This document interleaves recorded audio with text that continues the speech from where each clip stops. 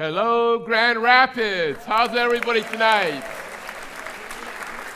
My name is Goei, and I can't believe that I'm standing here on this stage talking to a full house, talking about my failure,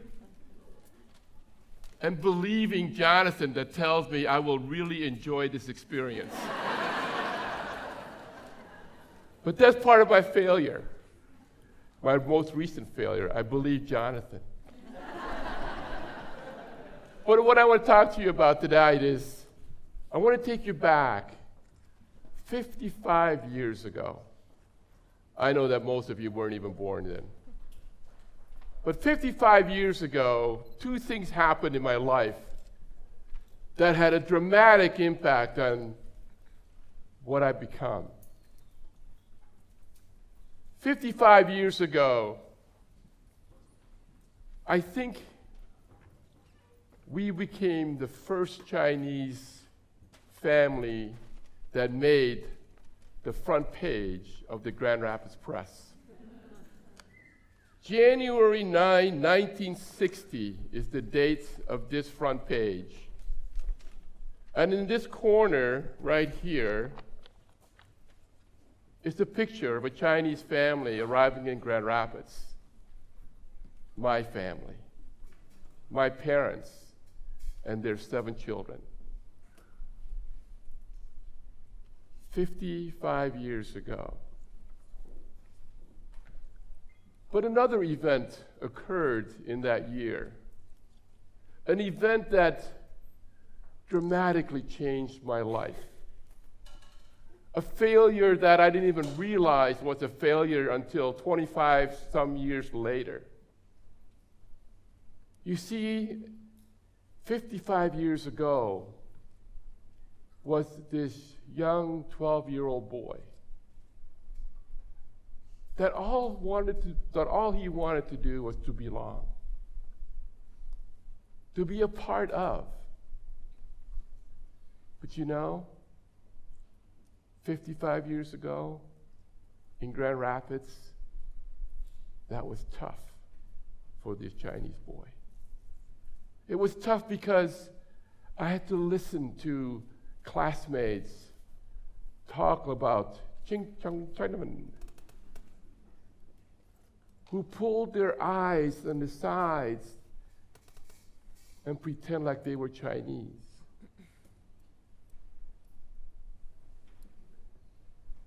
All I wanted to do was to belong. I mean, I thought I was kind of fun.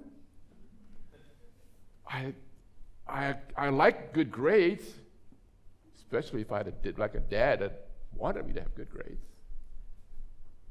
I like sports. Heck, even at that time, I liked girls.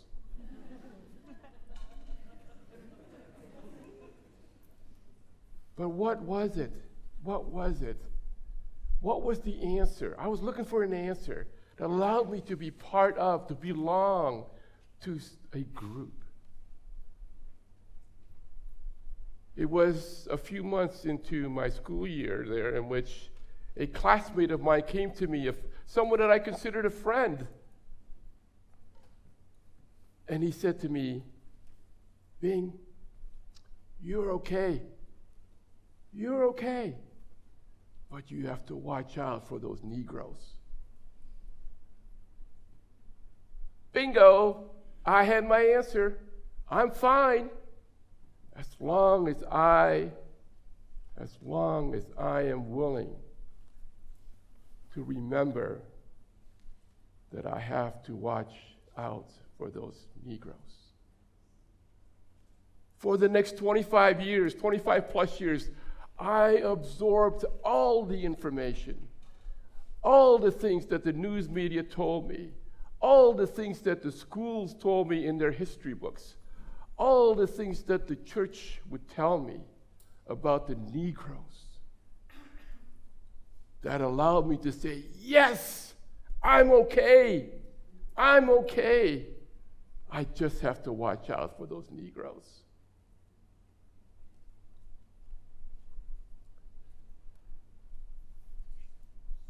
What was so discouraging is that I lived that life for 25 plus years. And my failure to challenge that statement from my sixth grade classmate, I didn't even realize at that time how much not only I was hurt by believing it, but how much I hurt him by not challenging it. Just think, for 25 plus years, I allowed him to make the same assumptions, the same statements to the thousands of people that became part of his life. I stood by silently for over 25 plus years in which I watched the news media portray the Negroes, in which I watched our unjust legal system break down the families of those Negroes that I had to watch for, in which I had to watch, in which the high unemployment rates in the Negro communities, because they were the last hired and always the first fired. I had to watch a school system that never talked about the contributions that Negroes made to the quality of life for white and brown people. How many of you know who invented, who started the blood bank,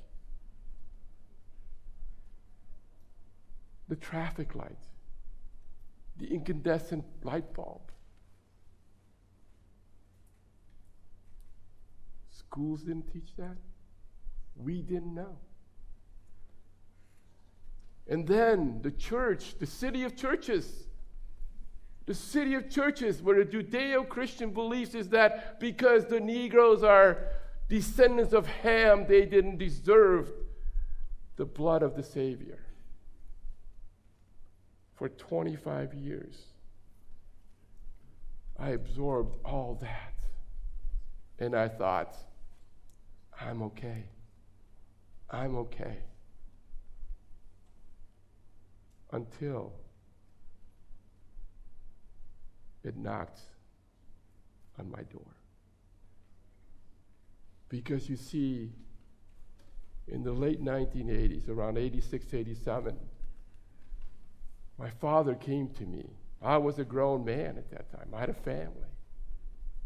My father came to me with tears in his eyes, and I never saw my father cry.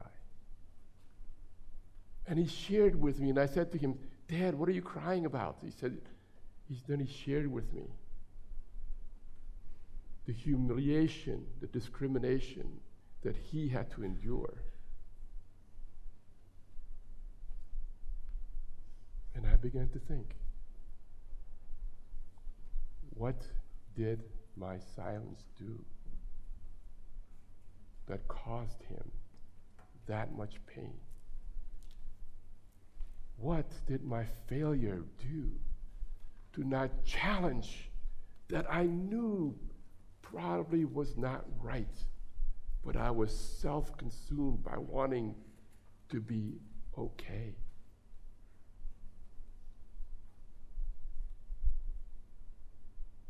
Are you okay?